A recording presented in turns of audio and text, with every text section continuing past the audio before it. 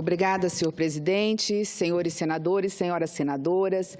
O que me traz à tribuna esta tarde, senhor presidente, são as cenas grotescas, tristes, que presenciamos desde o início da semana nos grandes veículos de comunicação do Brasil a respeito da violência absurda que assola o nosso país. Em especial, a cena que não nos sai da memória e da retina de 60 bandidos armados de metralhadoras e fuzis descendo o Morro da Rocinha, numa comunidade pacífica, próximo aos grandes bairros do estado do Rio de Janeiro, como diz a gíria, inclusive carioca, tocando o terror numa comunidade que, repito, pacífica, aos olhos também pacíficos, inertes e até atômicos da própria polícia do próprio Estado oficial. Fiquei imaginando, ao ver aquela cena, o que poderia pensar um afegão, um sírio, ligando a televisão em qualquer parte do mundo e presenciando aquela cena. Talvez pensassem eles que aquele episódio violento estaria acontecendo em seu próprio país, em seu próprio canto, em seu próprio quintal. E talvez, neste momento, eles pudessem estar pensando em se socorrer em seus abrigos. Mas, na realidade, nós estamos falando do nosso próprio quintal. Nós estamos falando do Brasil, que há muito perdeu o rumo da sua história, está num retrocesso no que se refere ao processo civilizatório. O Brasil, que sempre foi considerado a terra da paz, a terra da concórdia, também já há algum tempo deixou esse título para trás e mostra para o mundo, através da janela da TV, a sua real realidade. Somos um dos países mais violentos do mundo. Embora não estejamos em guerra, estamos diante de uma guerra civil não declarada. As estatísticas não nos deixam mentir.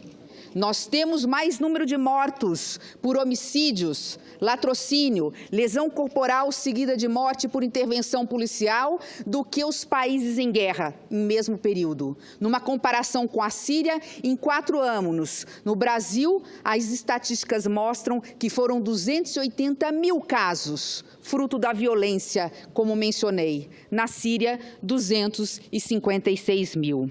Aqui, nós matamos mais, fruto desta violência na rua, 4 vezes mais do que no mesmo período no Afeganistão. Esses números não estão contabilizados, estão subnotificados e não incluímos aqui as chamadas vítimas vivas, aquelas que não recebem fisicamente a violência, mas recebem na alma e ficam com essa ferida aberta quando perdem os seus familiares, filhos, companheiros, pais. Diante de tudo isso, uma pergunta: quem são? Quem somos? Somos todos nós, porque somos nós vítimas em potencial, vítimas do talvez, do quem sabe, de uma bala perdida ou mirada. E é importante mencionar nesta tarde é que o Senado Federal, de um tempo para cá, colocou na sua agenda, na sua pauta prioritária, a questão da violência urbana, senadora Ângela, porque o medo hoje não está apenas no grande centro, ou não acontece apenas nos grandes centros. O medo já chegou nos mais pequenos municípios do rincão deste país.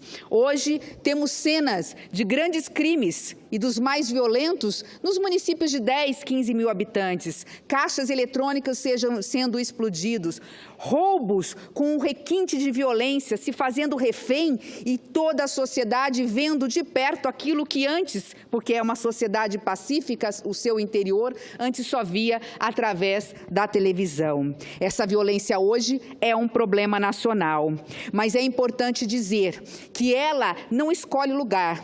É claro que os meios de comunicação divulgam aqueles locais onde o narcotráfico, onde os grandes crimes acontecem por estratégia, como Rio, São Paulo, a sua Porto Alegre, no seu estado, Rio Grande do Sul, que hoje está em festa, senadora Ana Amélia. Mas nós não podemos nos esquecer que por trás deste destino, de onde chega a violência através do narcotráfico, nós não podemos nos esquecer que esta violência tem origem, e a a origem, esta outra ponta, precisa também ser olhada, observada e precisa da intervenção estatal do poder de polícia do Estado. Me refiro especificamente aos municípios de fronteira. É ali que nasce a semente da violência, é por ali que passa o narcotráfico, o tráfico de armas, o tráfico de pessoas, o furto e até mesmo o roubo de veículos nos municípios vizinhos para que possam transportar toda a droga e o armamento ou até para que esses veículos possam ser vendidos e com isso, com esse recurso, comprarem esse contrabando, esse narcotráfico para trazer para os grandes centros. E aí, senador Medeiros, eu que venho da fronteira, eu que venho do estado de Mato Grosso do Sul, trago aqui uma triste realidade. A ONU, a Organização das Nações Unidas, declarou recentemente que Mato Grosso do Sul é o grande e verdadeiro corredor do tráfico da América do Sul. Só para se ter uma ideia em números, para que possam nos entender, foram apreendidos no ano passado 2 mil toneladas de drogas. Um quarto desta droga apreendida por via terrestre aconteceu no meu estado. 500 mil toneladas de drogas apreendidas no estado de Mato Grosso do Sul. Mas ainda, o que é mais grave, o que é a violência e o que essa violência gera. Enquanto fala-se do número de homicídios absurdos das grandes cidades, São Paulo, 9 mil casos, e não estamos incluindo aí os homicídios que são culposos, os homicídios fruto do trânsito, que também matam 50 mil pessoas por ano. Estou falando dos homicídios dolosos, fruto aí do crime organizado. Enquanto se fala que morre-se 9 pessoas para cada 100 mil habitantes em São Paulo, 21 pessoas para cada 100 mil habitantes em São Paulo, no meu estado, em Ponta Porã, divisa com Pedro Juan Cabaleiro, no Paraguai, hoje o maior produtor de maconha praticamente do mundo, e Bolívia, que também faz divisa com o nosso estado, o maior produtor de cocaína, o primeiro ou segundo maior produtor de cocaína do mundo. Nós não podemos esquecer que lá em Ponta Porã, junto com Pedro Juan Cabaleiro, nós temos um número mais do que o dobro de homicídio por 100 mil habitantes comparado ao Rio de Janeiro. Rio de Janeiro, 21. Ponta Porã, com Pedro Juan, 48 mortes para cada 100 mil habitantes. Eu concedo à parte, com muito prazer, a senadora Ana Amélia. Senadora Simone Tebet, como sempre, a senhora pauta assuntos que são absolutamente pontuais, atuais, e a sociedade clama por isso. Recentemente foi apreendido um contrabando de armas de grosso calibre, altamente sofisticadas, do crime organizado do Rio de Janeiro, presos lá no Rio de Janeiro, na chegada no Rio de Janeiro.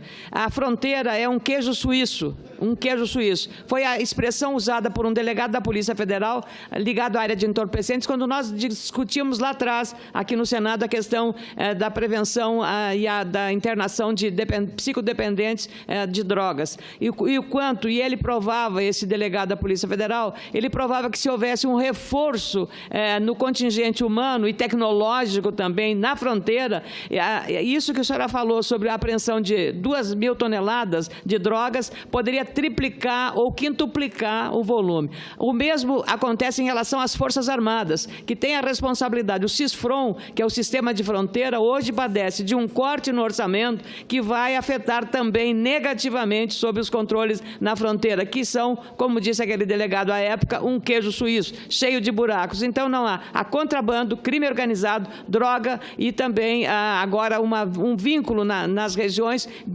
da chamada narco-guerrilha. Então, parabéns à senhora pelo que está falando. O alerta, quanto mais fizermos, será melhor para a sociedade brasileira, senadora Simone. Eu que agradeço, senadora Ana Amélia, que me permite concluir o meu pronunciamento. Eu tenho 2 minutos, eu não sei se eu posso conceder a parte antes de concluir, mas eu preciso de 2 minutos para concluir. Aí eu preciso da benevolência do presidente, senão eu não posso conceder a parte. Permita-me, presidente.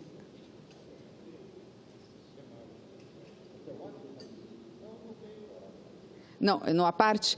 Bom, por favor, senador Theomar.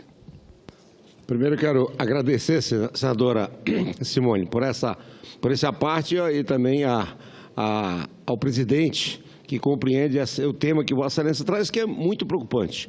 Inclusive, aqui nós usamos a tribuna um dia desse, exatamente questionando o contingenciamento dos recursos que foram contingenciados da Polícia Federal, da Polícia Rodoviária Federal, do qual o senador Medeiros é oriundo, e também do Exército Brasileiro, que ele naturalmente garante ali as nossas fronteiras. Nós temos uma fronteira seca muito extensa e que precisamos desse contingente e precisamos desses recursos. A mesma coisa os contêineres dos navios, que realmente são os portos, né, onde realmente passam essas grandes armas. É por isso que eu digo, desarmar o Brasil, tirar do bom cidadão e permitir que o criminoso, o traficante, as organizações se fortalecessem. O Rio de Janeiro, no qual a senhora se refere, hoje, sem nenhuma dúvida, nós não podemos dizer que está numa guerra, porque guerra é um estado de exceção, poderia ser adotada outra coisa, mas os procedimentos e as mortes e os crimes, naturalmente, ultrapassam de uma guerra. Portanto, o pronunciamento de Vossa Excelência é oportuno, ele realmente cai num momento que realmente tem que ser ouvido pelas autoridades competentes.